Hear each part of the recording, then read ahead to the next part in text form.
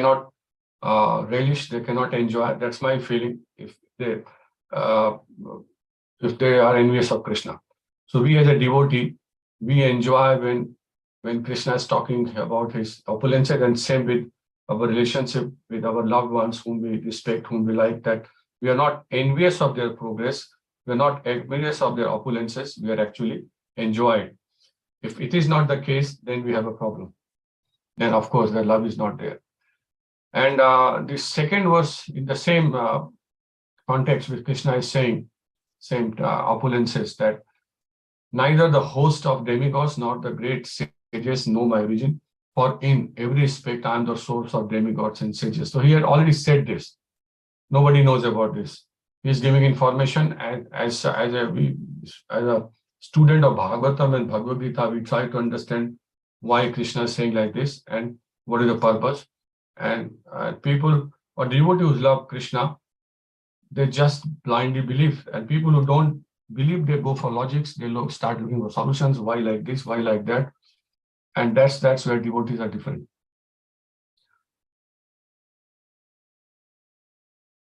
Now, when I was thinking about how devotees enjoy Krishna's opulences, and I started looking in Bhagavatam about what Bhagavatam talks about this. So Bhagavatam is so big that it's very impossible for me to actually find this kind of description. And so then I said, okay, let me understand Krishna's opulences in particular chapter where Krishna is talking about this, or Krishna's incarnation are talking about this, and how Krishna is actually creating this material world. So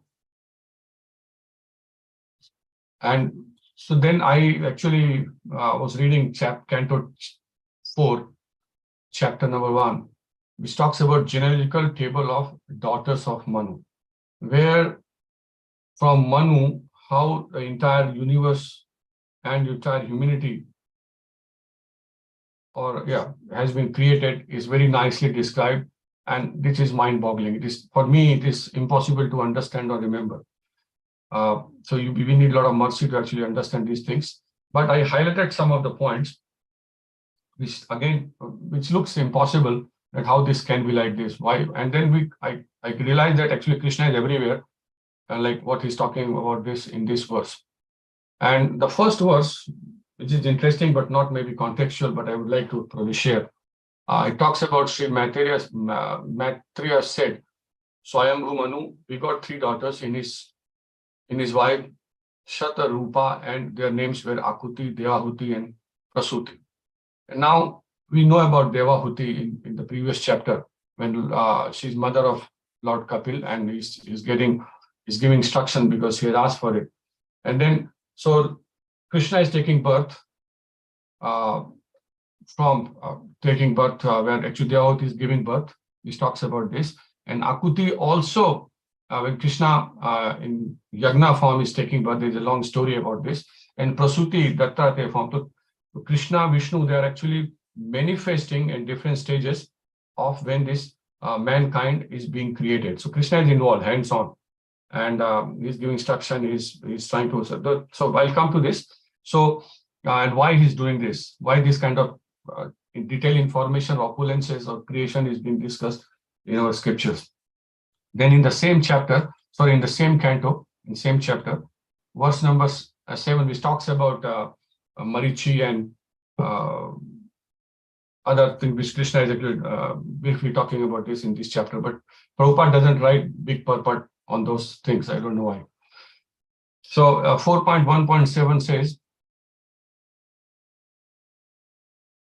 the 12 boys born of Yagna and Dakshina were named Tosha, Pratosha, Santosha, Bhadra, Shanti, Ida, Spati, Idham, Kavi, Vibhu, Swahna, Sudeva, and Rochana. So many boys, but not a single sentence per Prabhupada writing here. But in the same verse, in the same chapter, next verse, Bhagavatam says, during the time of Swayambhu Manu, these sons all became the demigods, collectively named as 2 Stiltas. Marichi became the head of 7 rishis. So here comes the Marichi, and Yagna became the king of demigods Indra, which we're probably coming to study in the next verse. And this is a reference I could find in the Bhagavatam. Maybe there are more which I could not find. And then a very brief purport with Prabhupada, 4 lines, which I would like to read. During the life of Swayambhu Manu, 6 kinds of living entities were generated from the demigods known as Tustitas, from the sages headed by Marichi, and from descendants of Yagna, king of the demigods, and all of them expanded their progeny to observe the order of the Lord to fill the universe with living entities. These 6 kinds of living entities are known as Manus, Devas, Manu Putras, Amsavataras, Sureshwaras, and Rishis. Yagna, being the incarnation of supreme personality of Godhead, became the leader of the demigods Indra. So this is again coming in the next verse in Bhagavad Gita 10:22. So this is Prabhupada is mentioning about this creation and how Krishna is actually creating this universe, and how mankind is being progenited, and how much Krishna is actually hands-on. So similar kind of reference, when I looked at Devahuti Mata, when she was getting instructed in the concluding verse, she's talking about this, that why Krishna is doing this. There are a couple of verses which I would like to share.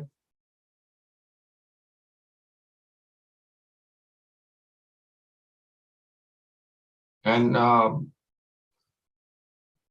it gives briefly about the reason why Krishna does this kind of pastimes. And this is Canto 3, chapter 33, and verse number 4. The translation is,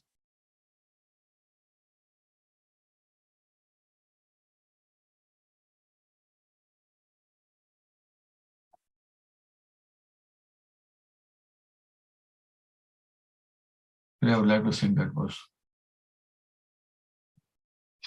Swatambrito me jatarena natha katham nu yasyodra asit Vishwam yugante vatapatra ekah shete sma maya shishur angrih panah. So Devahuti Mata is talking to his son toward the end of this chapter, in the canto actually. And the Supreme Personality of Godhead, you have taken birth from my abdomen. Oh my Lord, how is that possible for the Supreme One? One who has in his belly all the cosmic manifestation. The answer is that it is possible for at the end of the millennium. You lie down on a leaf of banyan tree, and just like a small boy, you lick the toe of your lotus foot. So Krishna can do anything. What is the creation of these opulences?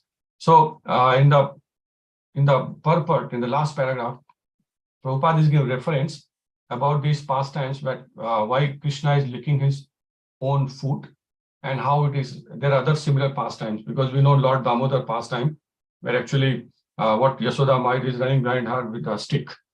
So in the purport, Prabhupada writes, since all the great sages and devotees apply all energy and all activity in the service of the lotus feet of the Lord, there must be some transcendental pleasure in the toes of his lotus feet. The Lord licks his toe to taste the nectar for which the devotees always aspire. Sometimes the Supreme Personality of Godhead himself wonders how much transcendental pleasure is within him. And in order to taste his own potency, he sometimes takes the position of tasting himself. Lord Chaitanya is Krishna himself, but he appears as a devotee to taste the sweetness of the transcendental mellow in himself, which is tasted by Srimati Radharani, the greatest of the devotees. So these two pastimes, why he's doing this, and what are the opulences of Krishna, and how devotees actually relate to them, and even Krishna is interacting. And to conclude this, then final instructions with Lord Kapil say that why I have done this, why this is happening. This is what we always talk about. In the further verse number 10. The personality of Godhead said, my dear mother, the path of self-realization which I have already instructed to you is very easy. You can execute this system without difficulty, and by following it, you shall very soon be liberated even within your present body. So in the actually in the previous verse, which I think is more quite contextual, which says that thus the Supreme Personality of Godhead, Kapil, satisfied the words of his mother, towards whom he was very affectionate, replied with gravity. And this is what Lord Kapil is talking about. And in the 11th, he is saying, my dear mother, those who are actually transcendentalists certainly follow my instructions, as I have given them to you. You may rest assured that if you traverse this path of self-realization perfectly, surely you shall be free from your fearful material contamination and shall ultimately reach me. Mother, persons who are not conversant with this method of devotional service certainly cannot get out of this cycle of birth and death. So this is the instruction we get all the time, and where Lord Kapil is talking about Sankhya philosophy, and how Sankhya philosophy is becoming devotional service, and these are his final instructions. So this verse 10:21, which you're studying, so when I was meditating on this, I thought I would spend time in understanding. Of course, we should know what is this, what is the relationship. But I thought, why Krishna is talking about this, and I related to this in this way, that when you love someone, you love their opulences also. In fact, you love more, and that's why I thought I should share my relation this way. Thank you, devotees. Hare Krishna.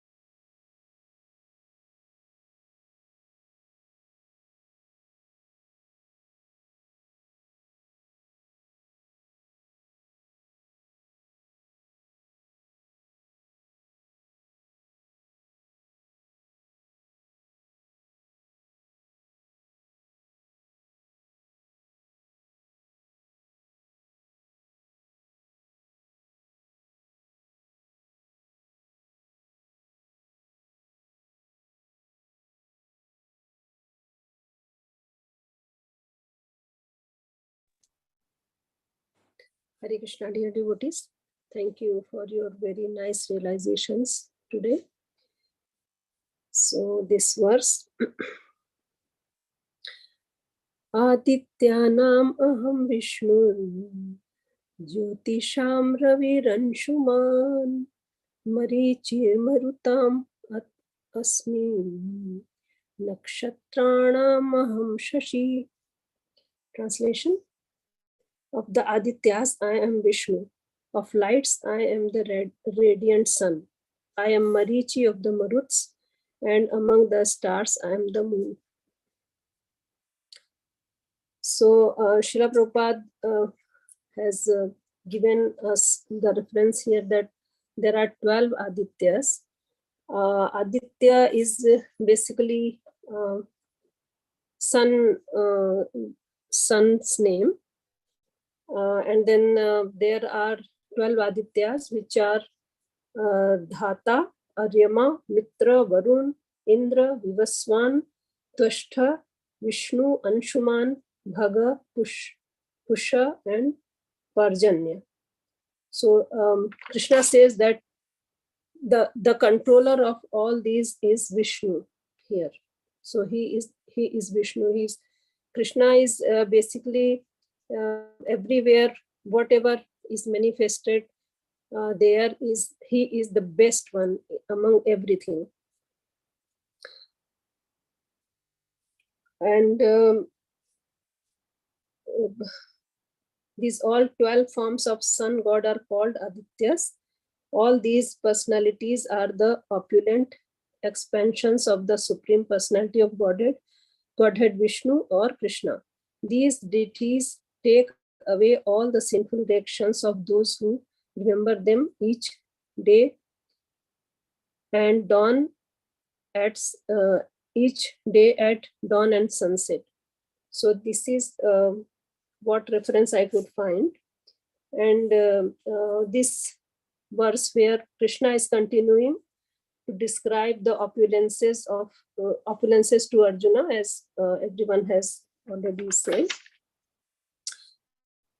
In the previous verse, he tells that he is sitting in hearts of all creatures and he is the beginning, middle, and end of all beings.